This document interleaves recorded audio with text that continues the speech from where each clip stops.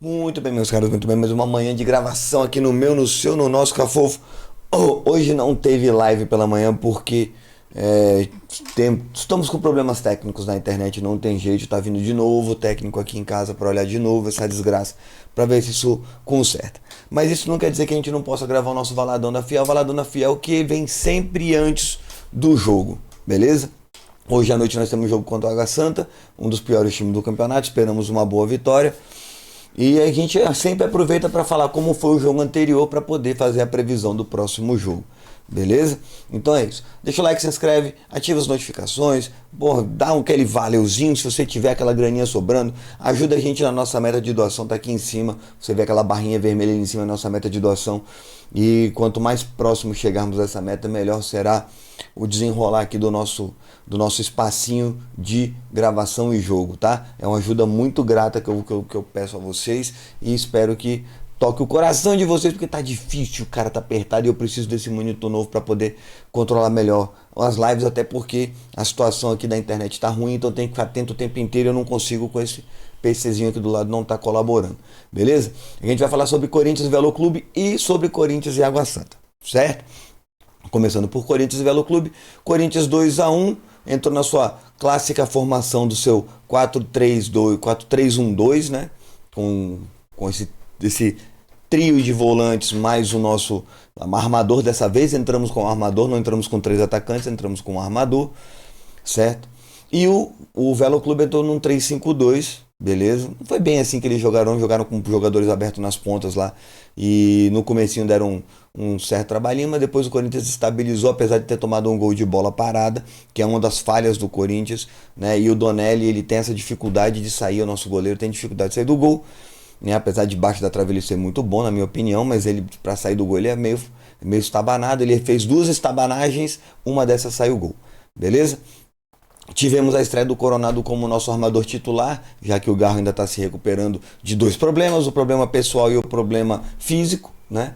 Então ele está a caminho, mas ele já está em campo, já tem fotos dele em campo, então isso é bom. Hugo Souza estava se recuperando de uma amidalite, também está disponível, mas não sei se ele vai jogar. Se o Hugo Souza não entrar hoje, o Donelli vai ser titular contra o São Paulo no domingo, tá? Isso vai rolar clássico no domingo, mas vamos ver, beleza? A gente vai dar uma olhada agora aqui no posicionamento de cada jogador, aqui fica mais legal aqui, beleza? Que eu consigo explicar taticamente o que eu vi no jogo, tá? O Corinthians jogou bem fixo nessa formação, o Corinthians não mexeu, não rodou muito enquanto estavam esses jogadores em campo, e nas primeiras substituições o Corinthians manteve-se nessa posição, não mudou, não mexeu muito, tá? Romero dessa vez não jogou tão bem, no jogo passado ele jogou melhor. Coronado jogou um absurdo, Yuri Alberto não tá jogando nada por enquanto, não tá nem sendo perigoso, tá? Essa é real, por enquanto o Yuri Alberto ainda tá meio perdidão.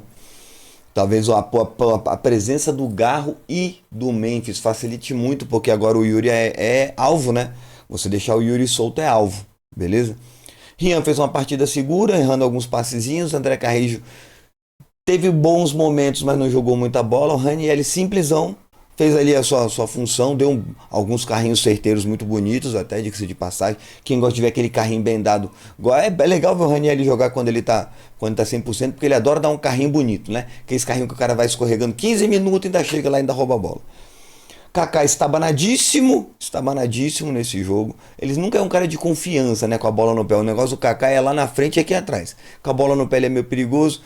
Na real, se a gente for analisar todo o time do Corinthians todo foi muito discreto a salvar o Coronado, que no primeiro tempo jogou um absurdo, mas morreu no segundo tempo. Mas no primeiro tempo o homem comeu a bola, fez gol de falta, driblou, deu passe, lançamento, errou alguns toquezinhos bobos, você vê que é aquela falta de conversa com os jogadores. Mas o Coronado jogou muita bola, beleza? A gente vai ver as notas dos jogadores aqui, né? Vamos lá. Matheus Donelli 6.9, até porque não foi muito cobrado, e a única vez que foi realmente cobrado, tomou um gol, tá? O craque da partida foi o Dalton, para vocês terem a noção, tanto que o Corinthians atacou e teve chance de fazer gol. Matheus Bidu 7.2, Kaká 7.4, Ramalho 7.2, Mateuzinho 7.5. Lembrando que isso aqui são dados numéricos, não é a percepção, né, técnica, tática, enfim, são números. O cara fez isso deu pontos para ele, tá? O Rian 6.8, o Raniel 7.5, o Carrelho 6.8. Esses dois jogaram pro gasto. Coronado 8, Melhor nota do Corinthians, só perdeu pro Dalton, porque o Dalton fechou o gol. Mas fechou muito gol, tá, malandro? Era pra ter sido. O resultado de 2-1 não justificou o valor. Apesar do Corinthians ter jogado só pro gasto, o gasto do Corinthians era pra ter sido uns 4 gols aqui, pelo menos 4-1, se não fosse o Dalton, tá? Yuri 6-4 e Romero 6-6. O Yuri tá bem apagado, ainda saiu sentindo dor na perna, tomou muita pancada no jogo, essa é real, né? Nas substituições, primeiro entrou Alex Santana no lugar do Carrilho e o Thales Magno no lugar do Romero. E aí o Thales Magno voltou esse ano brilhando, cara. Voltou esse ano jogando muita bola, tá? A gente vai falar sobre daqui a pouco o posicionamento do Thales Magno. Dessa vez ele jogou de atacante, ele não jogou de meia. E um atacante móvel, que é o que o Corinthians tem se destacado. Os atacantes do Corinthians têm sido muito móveis durante toda a partida, tá? Eles não ficam fixos na posição. Até quando tá jogando com 3 atacantes, eles estão bem móveis. E isso é importante para tirar aquela estigma que o atacante da esquerda ele é ponta esquerda ou é atacante interno, né, aquele que corta para dentro, e o da direita só pode ficar na direita. Esses caras podem se mexer à vontade, até porque não tem nenhum canhoto, né? Atacante canhoto no Corinthians, acho que não tem nenhum. Estão todos destros. Então Alex Santana no lugar do Carrilho, entrou para dar pro gasto, mas também não foi muito cobrado. Thales Magno entrou, fez o seu golzinho, jogou bem, né? Apesar dele ter feito o gol, ele chamou a responsabilidade das poucas vezes que ele tocou na bola. Memphis entrou no lugar do Coronado, fazendo mais ou menos a função do Coronado, mas ele ainda com mentalidade de atacante, né? O Pedro Raul entrou no lugar do Yuri Alberto, que saiu com dores. O Pedro Raul, não sei que diabo de nota 7.6 essa, ele fez alguns pivôs bons, essa é a real, tá? Mas ele não fez nada na partida. Essa nota aqui é meio controversa. Eu daria 7, porque ele fez realmente, ele jogou de costas pro gol, dando ajeitadas. Ele jogou bem, apesar de ter jogado pouco, tá? Eu não sei porque essa nota 7.6 achei exagerada. José Martínez entrou e também não fez muita coisa, entrou no lugar do Rian, não fez muita coisa, tá? O jogo foi 2-1, um jogo simples, nem ninguém tirando o Coronado se destacar. Ainda assim o Coronado errou alguns passezinhos bobos que você fica torcendo. Você sabe que ele é capaz de acertar passes muito mais difíceis e quando chega naqueles mais simples ele tava dando uns vacilos. Ele deixou de botar o Yuri várias vezes na cara do gol. Mas o homem com a bola no pé, ele é categoria, véio. Se esse cara tiver com bola no pé até o meio de fevereiro ali, meu amigo, o Garra vai ter que voltar jogando muita bola, porque o Coronado é muito futebol. E eu ainda sonho, como eu falei pra vocês, Garra e Coronado no mesmo time aí. Acho que um dia a gente vai conseguir, em algumas situações pelo menos é possível, tá? Memphis também quase meteu-lhe um golaço. Pegou, entrou driblando, bateu pro lado, bateu no ângulo, a bola quase entrou. Mas entrou errando uns passezinhos bobos. Você vê que ele tá fora de ritmo, não é que ele tá fora de forma, ele tá fora de ritmo, tá? O time tá numa velocidade, ele tá em outra um pouco inferior, beleza? E essa foi o jogo do Corinthians, um jogo simples, não tem muito o que falar, como o jogo passado que a gente viu muita coisa acontecer. Esse jogo a gente não tem muito o que falar, porque foi um jogo meio dominante do Corinthians, que ainda deu um vacilo e tomar um golzinho de cabeça, o vacilo do Donelli, tá? Agora a gente vai para Corinthians e Água Santa. Como é que eu acho que vai ser estruturado o Corinthians e Água Santa agora, tá? O Corinthians, por enquanto o Kaká já jogou 2 partidas completas, né, como titular. Então eu acredito que o Kaká vai rodar nessa formação aqui, tá? Eu acho que se a gente não tiver o Gustavo Henrique pronto, a gente deve ter provavelmente aqui o Félix e o Tchoca, tá? Como eu não vejo jogar o Gustavo Henrique nem no banco, tá? Acho que até agora ele não foi nem no banco. Então vamos levar em consideração que a gente vai jogar com o João Pedro. Cadê o homem? Começa com J, burro. Cadê, pai? O Tchoca? João Pedro Tchoca. E o Félix Torres. É bem possível, tá? É um jogo fácil hoje, tá? Nas laterais, Mateuzinho e Bidu vão ser poupados com certeza para a entrada de Léo Maná. E acho que vai entrar o Hugo, mas nós vamos ter finalmente a estreia real do Diego Palacios, tá? Talvez ele entre no segundo tempo. Apesar disso, eu vou botar o Hugo só por conta, né, das probabilidades. No lugar do Ranieri, eu acredito que vai entrar o Martínez de novo. O Ranieri vai ser poupado agora. Tudo isso porque domingo tem Corinthians e São Paulo, tá? Lá na casa dos caras. Então, é bem possível que a gente tenha esses principais jogadores poupados. Eu acho que vai entrar aqui Charles e Alex Santana novamente. Alex Santana e o Charles no lugar do Carrijo. Acho que vai continuar assim. E eu acho que o Corinthians volta com 3 atacantes novamente, tá? Eu não acho que o Coronado vai ser... Já que ele é o titular, ele não vai ser colocado desde o início da partida. Ele pode entrar no segundo tempo, mas eu acho que ele não vai começar como titular. Só um chute, tá? Então a gente vai meio que montar pensando no primeiro jogo do Corinthians. A gente vai com o Thales Magno, que tá jogando bem, apesar de ele dar uns apagão no meio do jogo. A gente deve ir com o Romero ainda. E no lugar do Yuri, deve vir o Pedro Raul de titular, tá?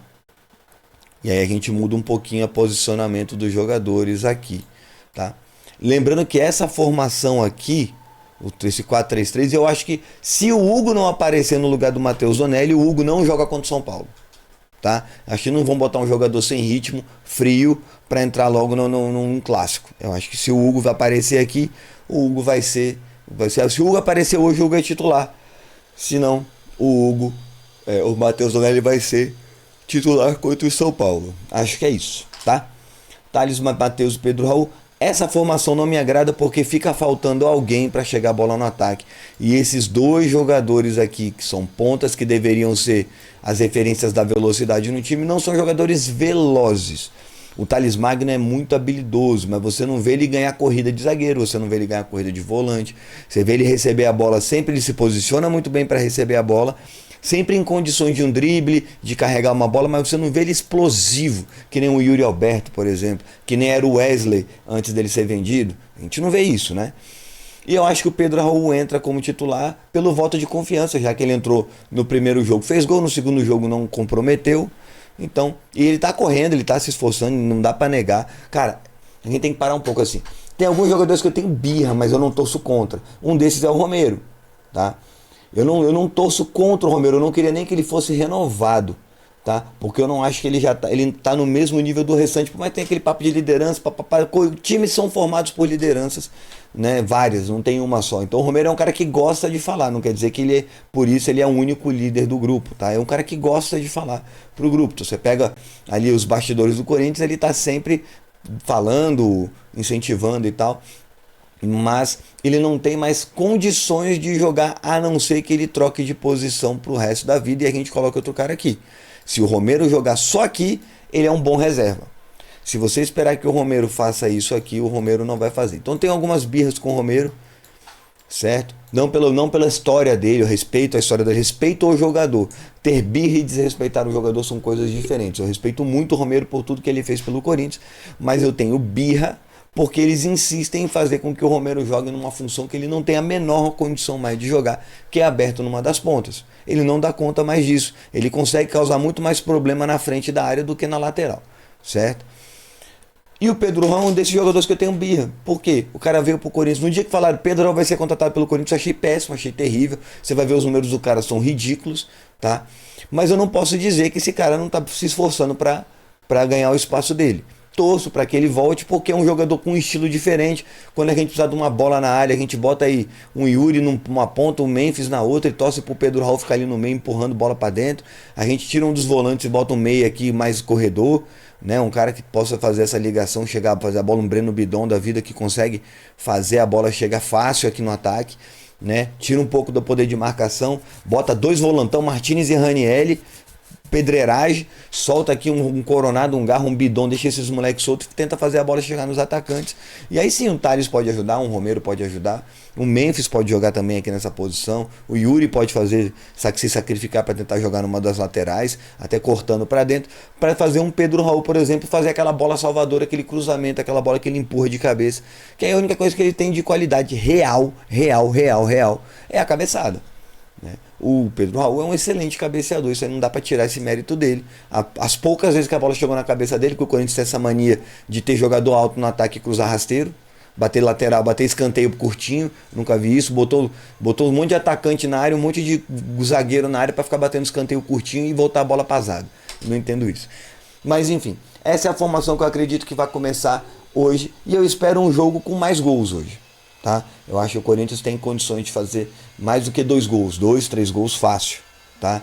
O time do Água Santa, a última partida foi 6-1 do Água Santa no Paulistão. Foi contra quem? Eu acho que foi contra não foi contra o Mirassol. Foi contra o Mirassol, que é time de primeira divisão, tá? O Mirassol subiu pra Série A.